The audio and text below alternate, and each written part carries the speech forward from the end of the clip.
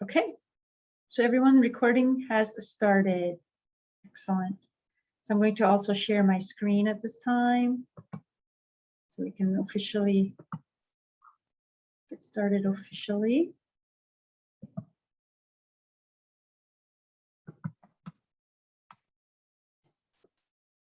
Can everyone see my screen?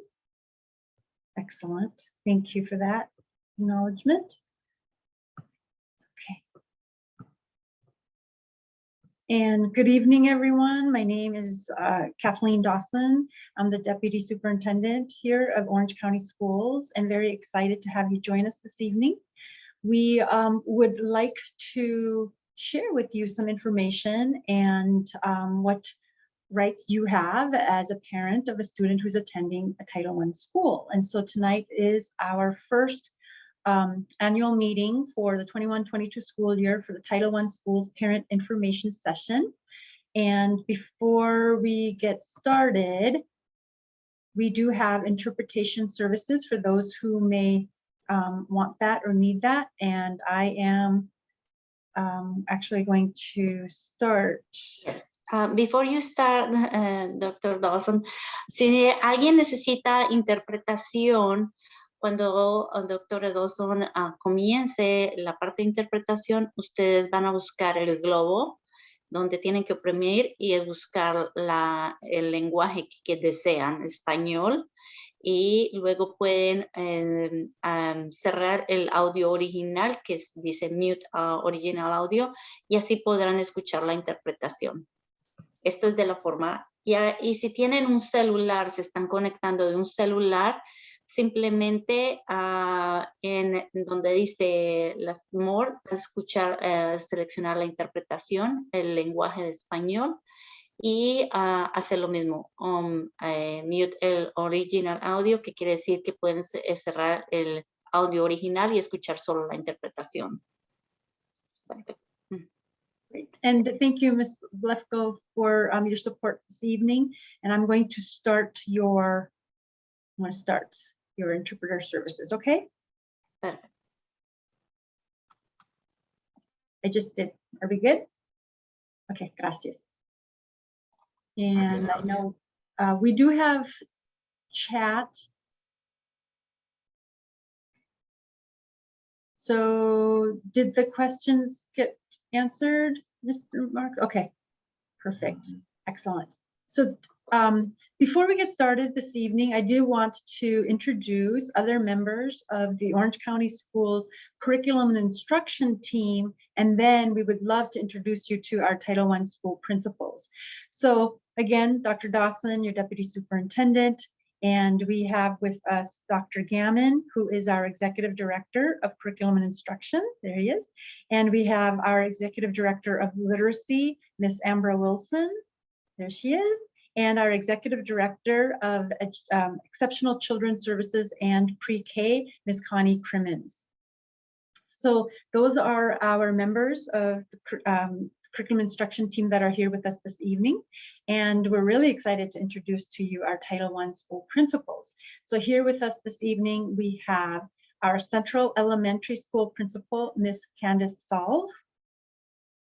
And for Eflin Cheeks Global Elementary, as our families there know, that Miss Minnie Goins is going to be leaving us at the end of this week, but we're very excited to have Miss Kelly Parks join us. So I don't know, I don't see her camera on, but she is here. And I know, oh, there she is. So there's hello. I'm sorry, I'm in transit right now, but I'm so excited to meet everyone in the coming weeks and be a part of Eflin Cheeks again. Yes, and welcome, Ms. Parks. And I know that the community is very excited to have you join them as their principal. So we do want to, and we do want to say thank you to, of course, to Ms. Minnie Goins for her leadership. And, you know, and of course, we always wish her well.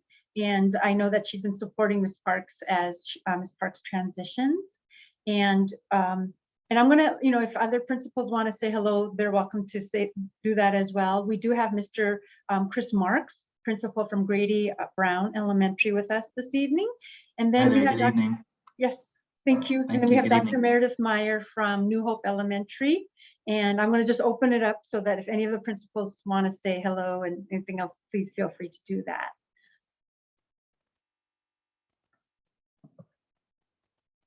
Okay. And principals and team, as we're going through this presentation, please feel free to add any pieces that we may be missing or that you would just like to add to enhance to the information that we are presenting tonight. And families, just know that the principals will be following up more with you, more intimately with your specific school. But tonight, we wanted to make sure that as a district, we were bringing some more information with you at the district level. So to get us started, I'm just going to pass to our Executive Director of Curriculum and Instruction, Dr. Gammon. Thank you, Dr. Dawson. Sorry, Dr. Gammon. I had my to-do list and I skipped it. My fault. Families, worries. if you are able, because we would really like to know who's with us, if you're able to sign in on chat, your first and last name, your child's name, and the grade they're in and the school they go to, that would be very helpful.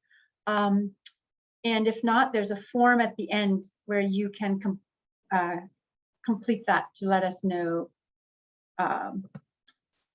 your name and your children's name and your school. And now, Dr. Gammon, sorry. Thank you. No worries at all. Thank you, Dr. Dawson. So why are we here this evening? The Elementary and Secondary Education Act requires that each Title I school hold an annual meeting for Title I parents. The purpose of this meeting is to inform you of your district and school's participation in Title I, explain the requirements of Title I, and then to explain your rights as a parent as far as involvement in your school.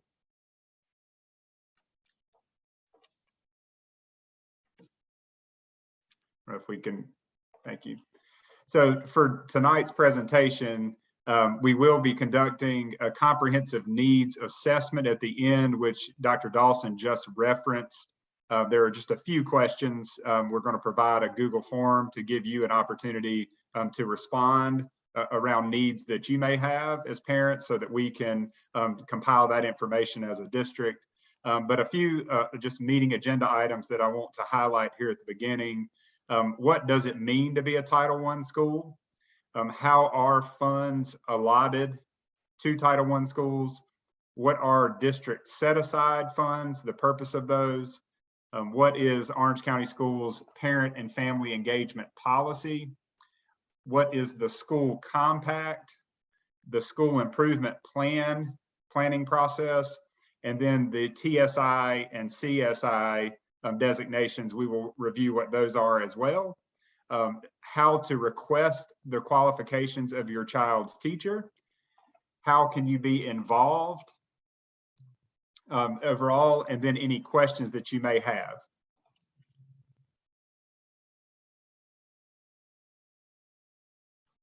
So what does it mean to be a Title I school? Title I funds are used to supplement the instructional program at your school. The federal supplement, not supplant provision requires that federal funds be used to enhance the regular education program at your child's school. They must not be used to substitute funds or services that would otherwise be provided with other non-federal funds. So again, this is the Title I provision, is that you're not only getting your local funds, state funds that you would typically get and that other schools in the district receive, but these are also additional funds to supplement your needs at your child's school. So how are funds allotted? There are a multitude of ways that funds can be allotted that are listed here on this slide. Funds are utilized, as we noted before, to supplement your existing programs at your school.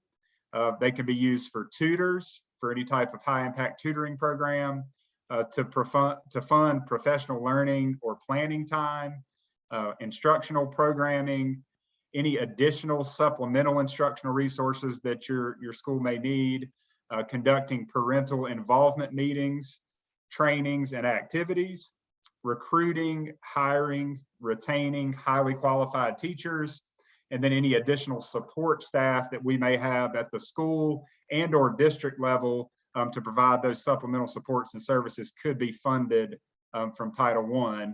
And it's important to note that all must be aligned to your school's school improvement plan, which we will touch on again in just a little bit. So what are district set-asides? All right, Title I funds must be used for the following categories.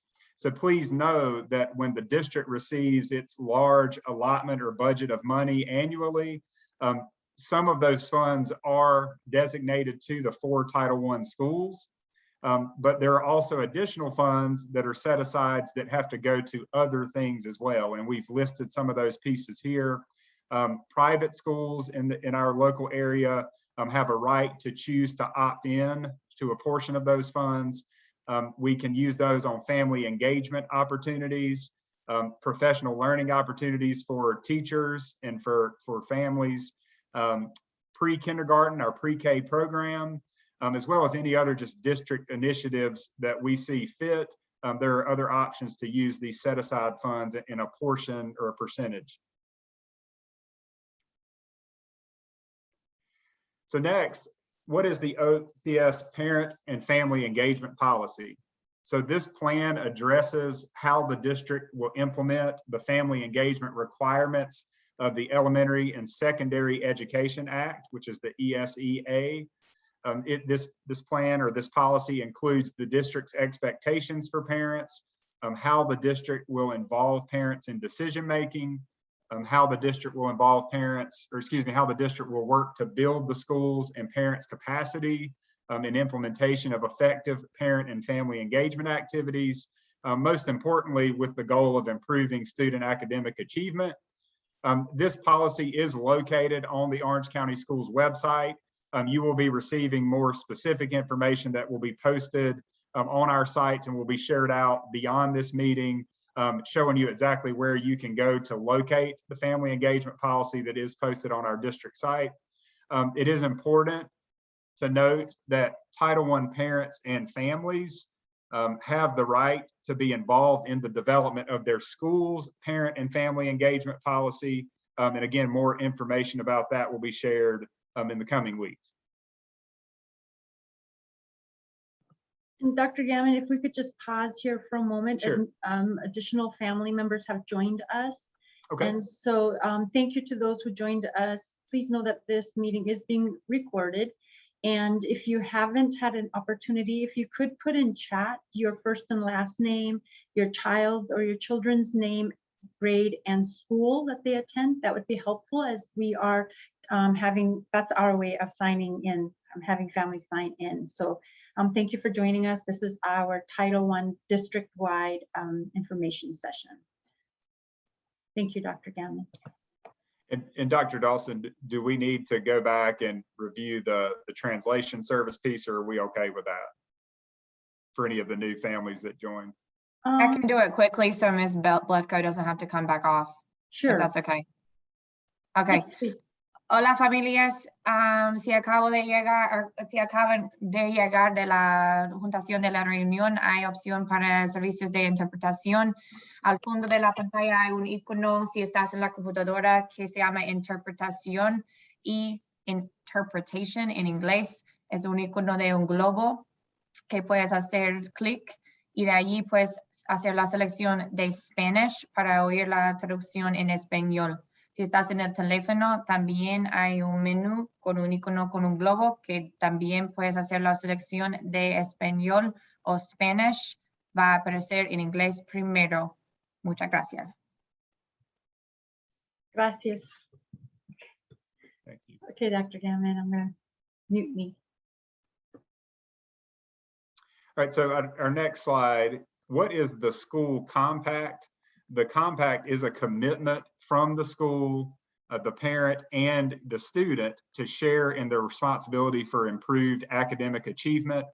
School compacts will be sent home with students the week of October 4th. So just be on the lookout we will be sending a packet of information the week of October 4th, which will include this compact for parents and students to sign and return to school. So what is the school improvement planning process, or INDSTAR? The school improvement planning process is your school improvement plan. It includes goals and strategies to address academic needs of students, professional development needs for teachers at your school, coordination of resources at your school, as well as the school's parent and family engagement plan.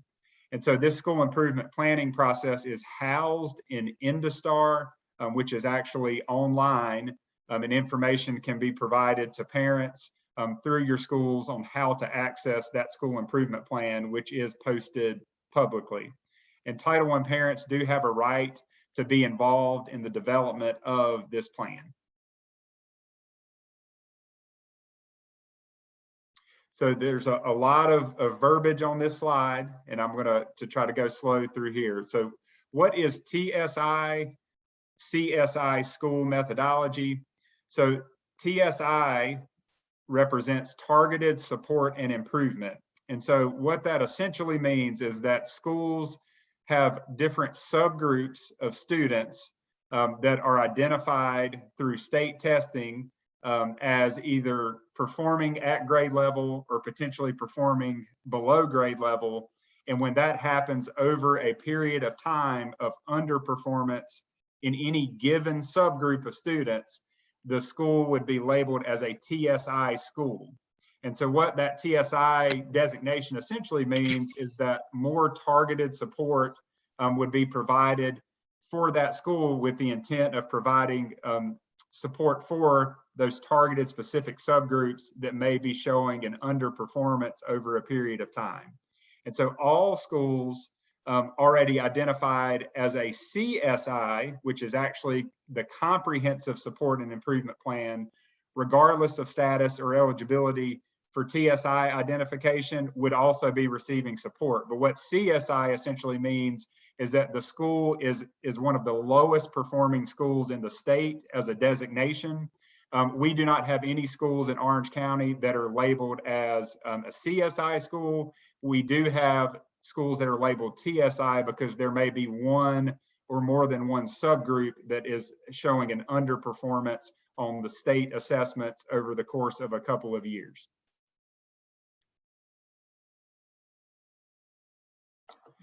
So the next question is, how do I request the qualifications of my child's teacher? Title I parents and families have the right to request the qualifications of your child's teachers. How are you notified of this right, and what is that process for making a request? The right to know letter will be sent home again the week of October 4th. I noted earlier school compacts would also go home at that time. They will also be linked to the school website, and parents and families have a process they can follow to request this information. That process should be completed within 30 days of your request. So once that request occurs, we will then follow steps to make sure that that response is provided within 30 days.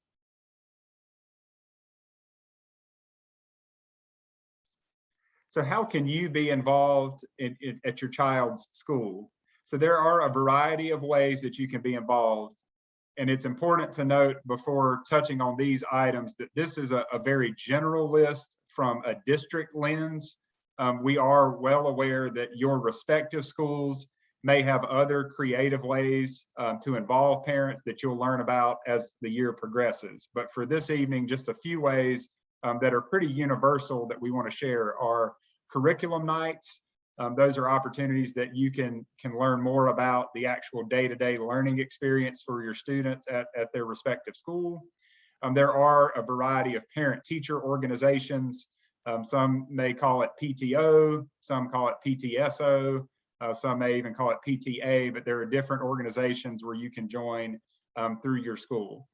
There are multiple avenues to volunteer in the school. There are ways to participate in school and district feedback and input sessions. So for example, this evening is one way that you can provide feedback to us at the end through the comprehensive needs questions that you'll receive. But we also have a variety of other, not only surveys, but parent feedback forums that will occur over periods of time that you can join, and we encourage you to do so. There are boosters club options. We are aware that at the elementary level that may look somewhat different.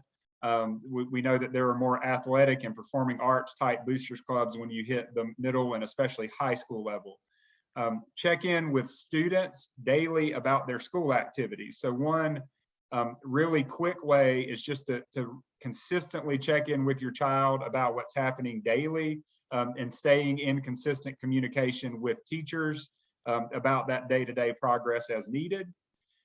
Advocating for your child's needs. We strongly encourage our families to be proactive and to advocate if there are ways that we can personalize the learning experience and provide support for your students. And then finally, attending parent and teacher conferences. We know that we will have those coming up toward the end of first quarter, which is generally an annual thing. So be on the lookout for that information, as those conferences are critically important.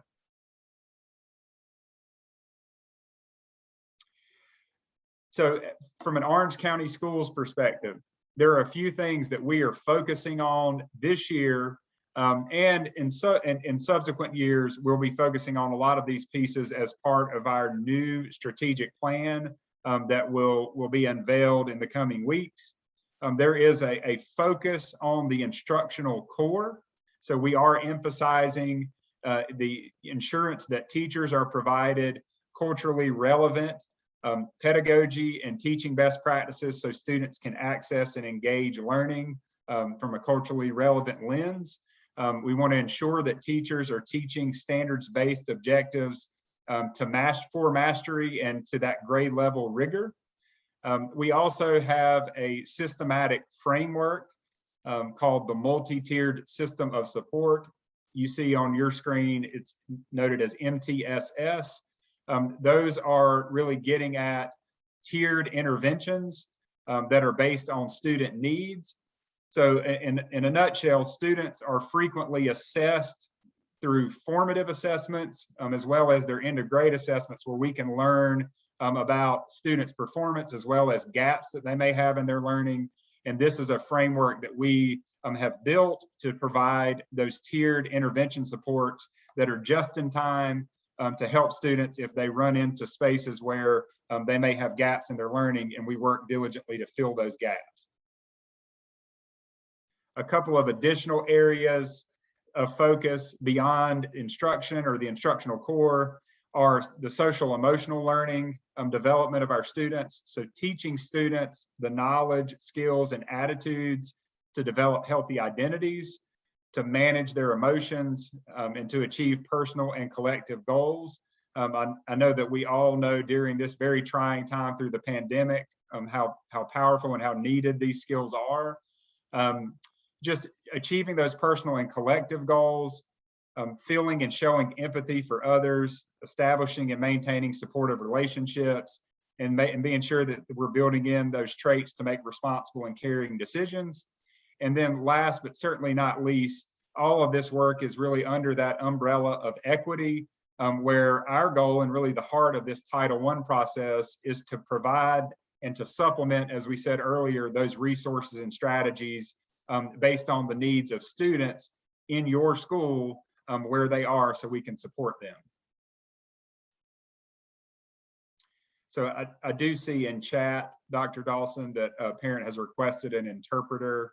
I'm not sure if that's something that can be provided.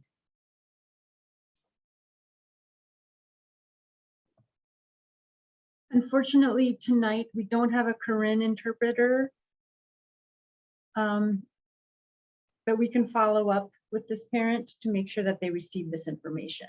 Okay. All right, so at this time, we've went through each of the pieces of the Title I process. We're now at the comprehensive needs level, which this is where we're going to be able to gather some information and input from you as our family stakeholders. And so part of this process is kind of knowing your role in a comprehensive needs format. We're hopeful that you'll be able tonight to participate in what is essentially a focus group to share your viewpoint on how to strengthen Orange County Schools services for students and families during this school year, really honing in on strategies that maintain and support areas of current strength that we may have, but also providing us, advice, suggestions, feedback around ways that we can improve in areas that are of need. And so we do have a list of parent focus group questions. These have been linked on a separate survey form. Dr. Dawson, would you like for me to just go through what each question is first, or would you like to turn it over to families with a form? I'm wondering if we could ask the question, and if the families who are able to please feel free to put in chat the response. If you would like to unmute and share some of your responses, and then we will share the link where you can go and add additional feedback. That sounds great. So our first focus group question for this evening is, what do you think is working in your students' schools that assist you in being part of your students' education?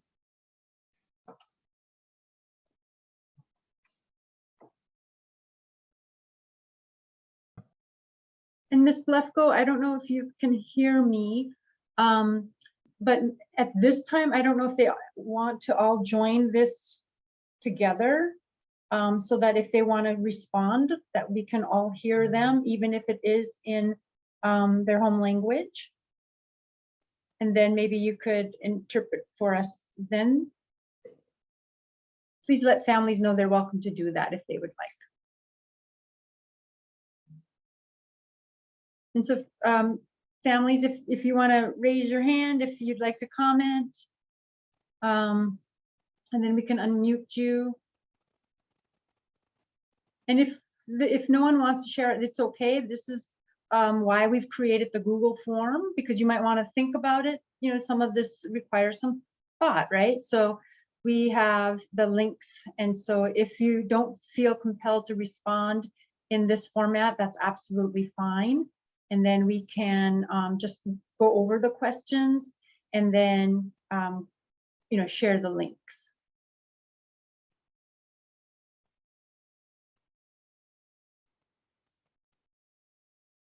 Thank you, Ms. Davis.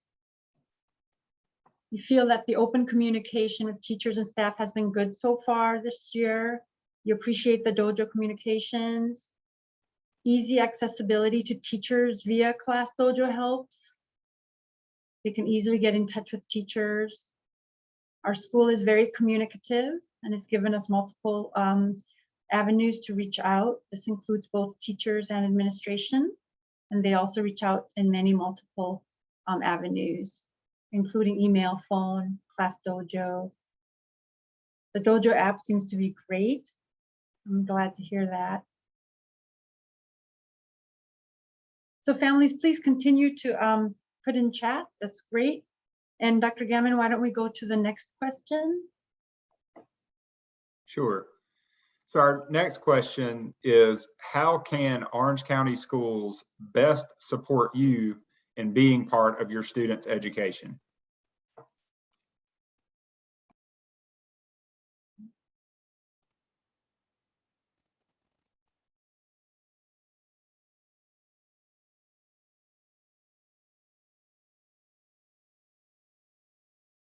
This is what teachers call wait time. We wait and give you time to respond.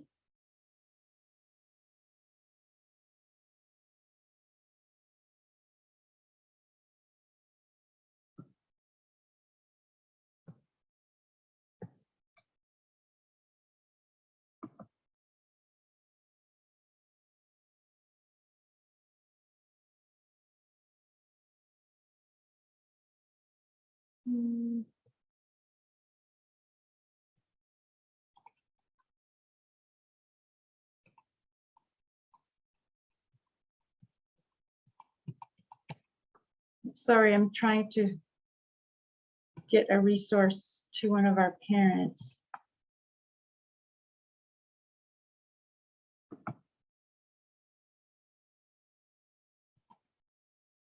Oh my goodness.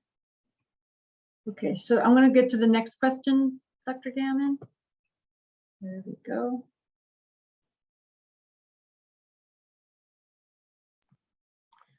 All right, so the next question, what specific areas of your students' education do you have questions about?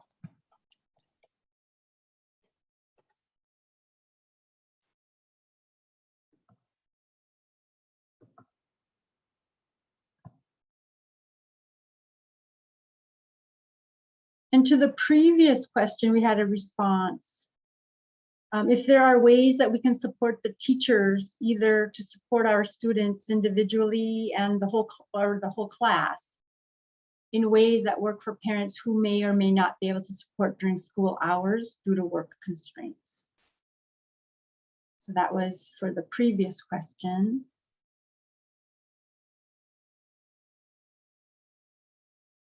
And then, so this question, what specific areas of your students' education do you have questions about? That's a good one.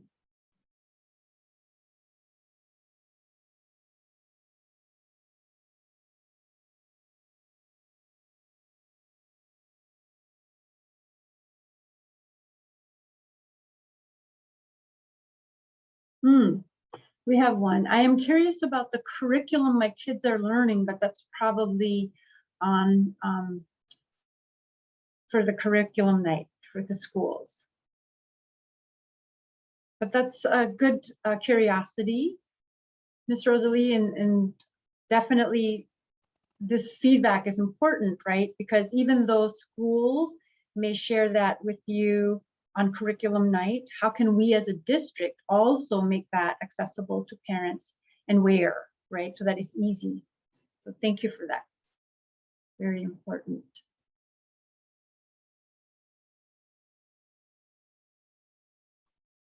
Oh, I think we have probably an answer, one of the answers to the next question, Dr. Gammon. Yeah, I was just thinking the same. It sounds like Dojo would be one response to this. Yes. So what are the best ways? So our next question is, what are the best ways for schools and the district to communicate with you?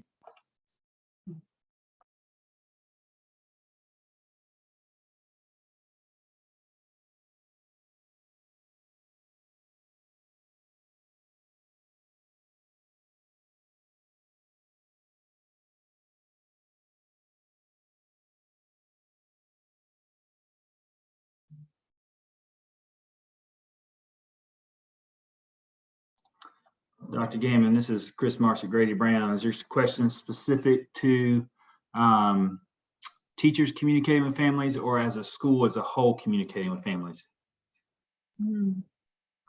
That's a great question. It's more of an open question. I mean, it can be perceived either way. So we could use the input on either, whether it's the school or teachers specifically.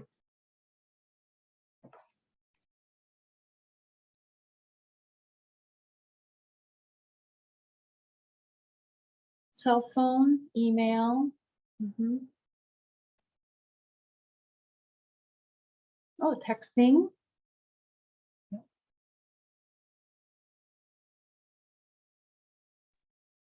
Great.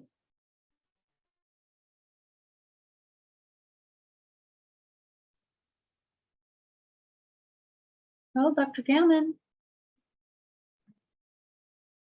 I think that concludes all our questions. Dr. Gammon, if you don't mind, can I go back to the previous question and just kind of rephrase that to say, if we were to host district nights or school nights, what would be topics of interest to you that you would like us either as a district or as a school to provide more information around or more support with for you as a parent? Thanks, Ms. Wilson.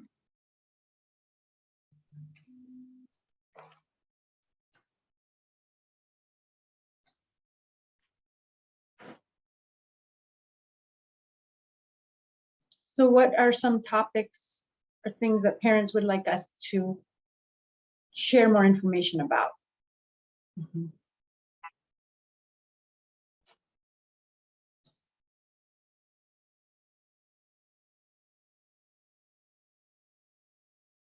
Because I know Ms. Rosalie, right? She let us know she would like to know more about curriculum. And so that's definitely something we would talk more about during curriculum night. But are there any other topics, families, that you wish that we would have meetings about or share information about?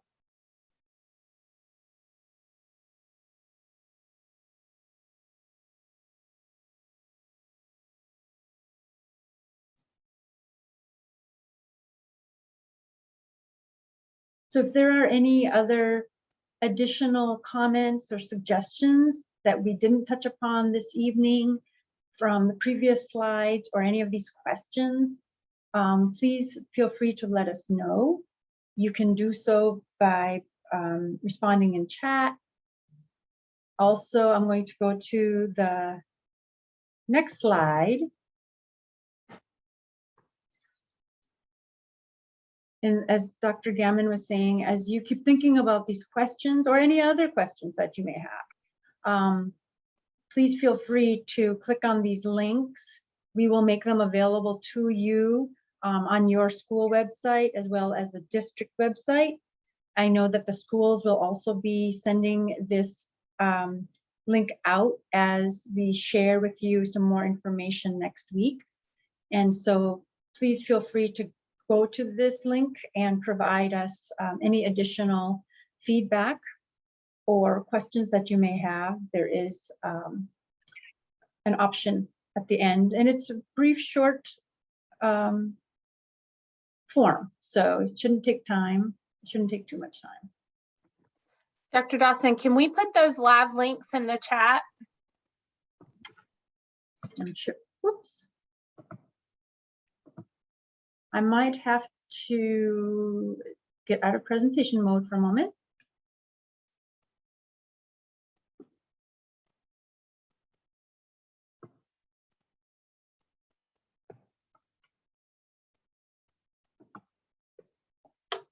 Oh dear. Of course, they don't come up as links. So let me see.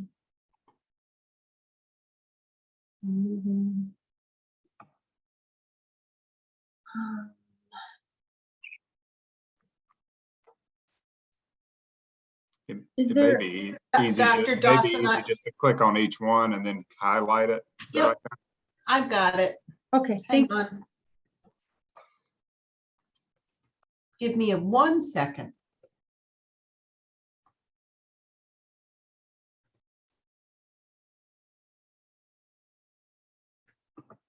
If someone, oh, hang on. you.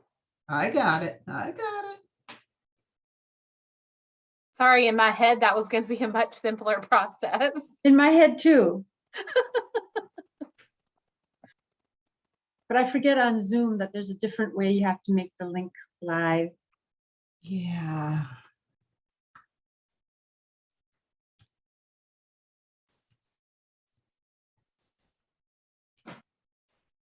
Oh, that's a good question, Ms. Rosalie.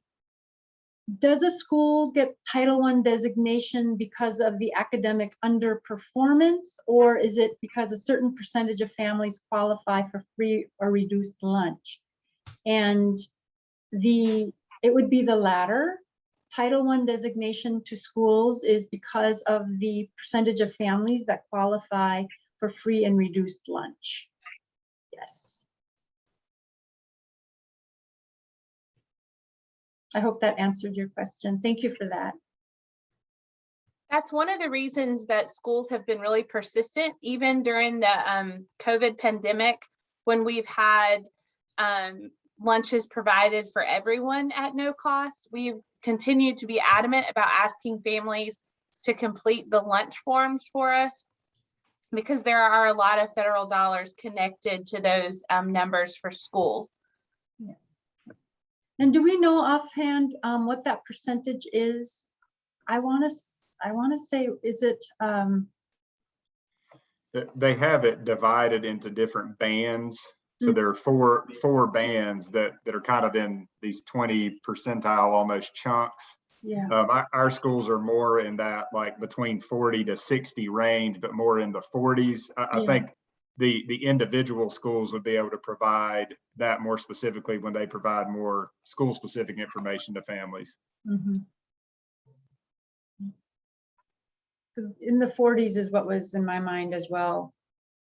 And I'm wondering though, Ms. Arzali, if you're asking, you know, federally, like what are their cutoffs? But I think that's what Dr. Gammon was saying, that there are bands.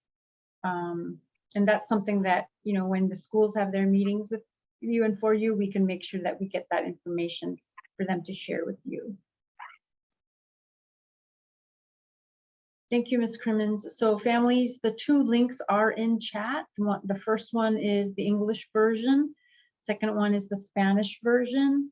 And we will post these so that you can continue to provide feedback beyond tonight, as your feedback is vital in guiding the work that we do to make sure that we are meeting the needs of your children.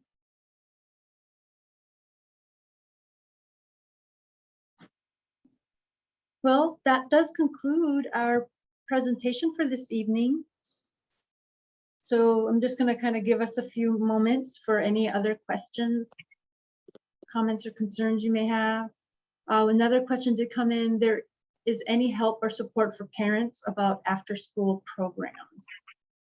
Could you be more specific on that? Are you talking about financial support for parents to be able to pay for their children to go to after school programs, or other? Okay. All right. I know that there is, of course, we charge for after school programs, but I do believe there is financial assistance for those families who need it. And so I'm going to put an email in so that you can email Dr. Keeling, who is our Chief Equity Officer. She is the district level supervisor that's overseeing the after school program. And so Dr. Keeling is a good resource to inquire about assistance. So I'm putting her email in chat. So please feel free to email her, Dr. Keeling, to ask about how you may receive financial support, because those supports are available. Sometimes the school social worker where your child attends may also be aware of opportunities that exist within the smaller community around the school where your child attends, as well as an additional resource as well. That's true too.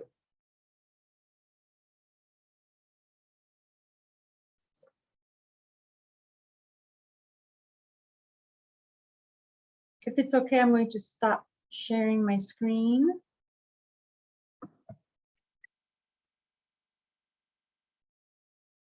Excellent.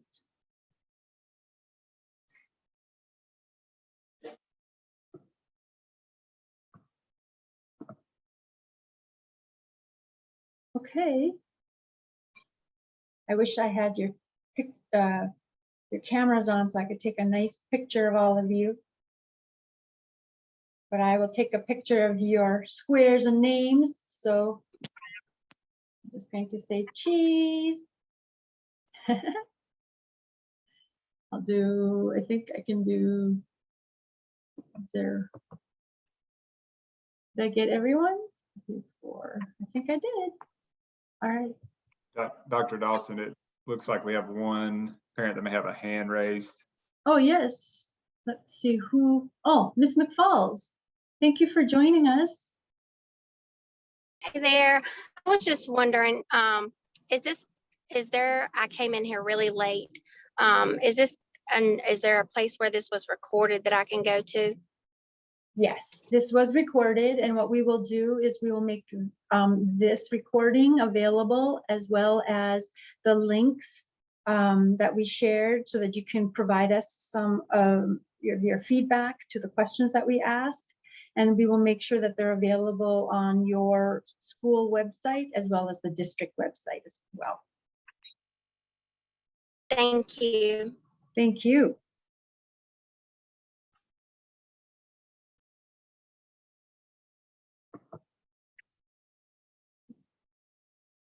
Any other questions, comments, or concerns?